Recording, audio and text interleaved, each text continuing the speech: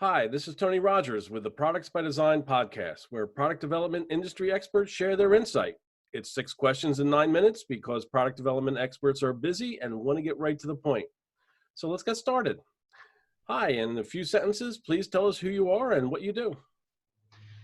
Hey, my name is Stephen Bruce Wong with Automation Experts, and we automate physical tasks that you don't want to do. So things that are labor intensive, repetitive, ungratifying work, unsafe or hazardous, just generally things that are, thankless. And we use technologies that exist today, like machine design, motion control, CNC technology, robotics, computer vision, all that kind of good stuff. Sounds interesting. So tell me, what's the best thing about being in product development? I think from our side, we see actually more of the later end of the product development stages, which is how it actually gets manufactured. Right. And in some ways, it's like making a machine to build other machines. So that's really fun for me. So I really like seeing how a job can be made so much easier when the difficult parts are automated.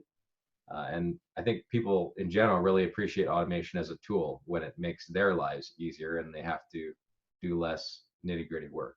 And of course, on a personal level, I'm sure everyone else says this as well. I like seeing my work come to life. Sure. Yeah, I think that's the common thread in a lot of this, in a Yeah. lot of these different fields in product development. We all like seeing something come from an idea into reality. So I also hear in the industry that companies, they're always looking to accelerate product development, increase innovation, or improve the handoff from design to manufacturing. Tell me your thoughts.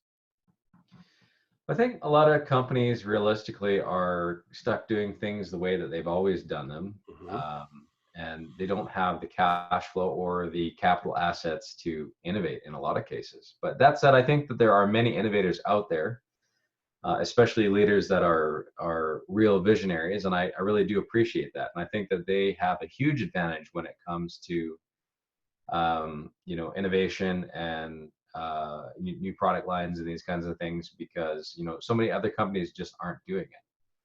And the fact that we even have to talk about the handoff between designers and manufacturers is, I think, part of the problem.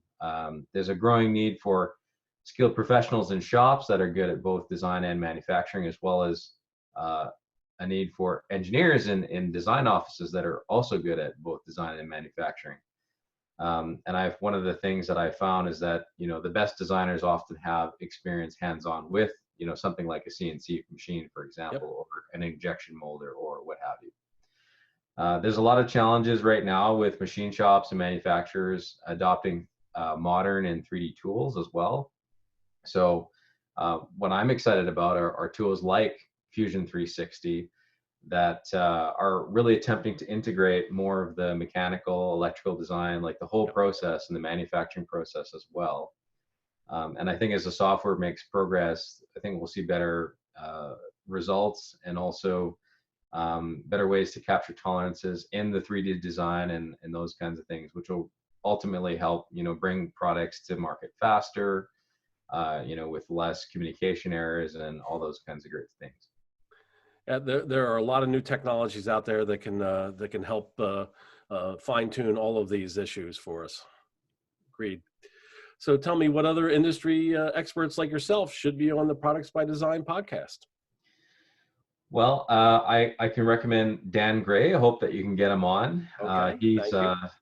He's a specialist in optical instruments, Ah, designing optical instruments, which includes things like laparoscopes. So I think he'd be a really interesting person to talk to. It's just outside of the usual, consumer products and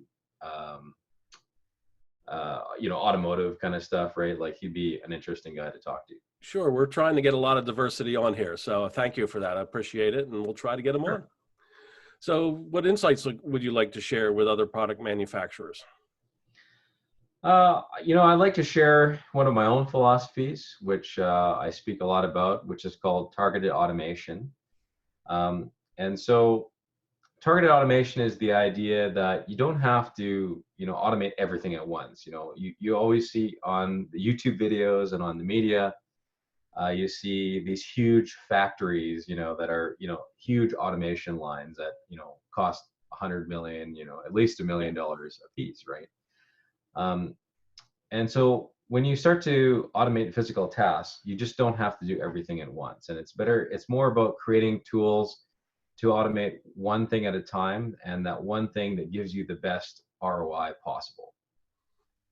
And it's sort of a shift to look at it as, okay, we're not automating a whole job. We're just creating a better tool to help your staff increase production. So it's really about finding the one or two things that would be game changers in your business if they were to be automated. And typically those things are tasks that contribute directly to the bottom line, that are mundane or unsafe or take a lot of human effort, and could be done very simply with a machine.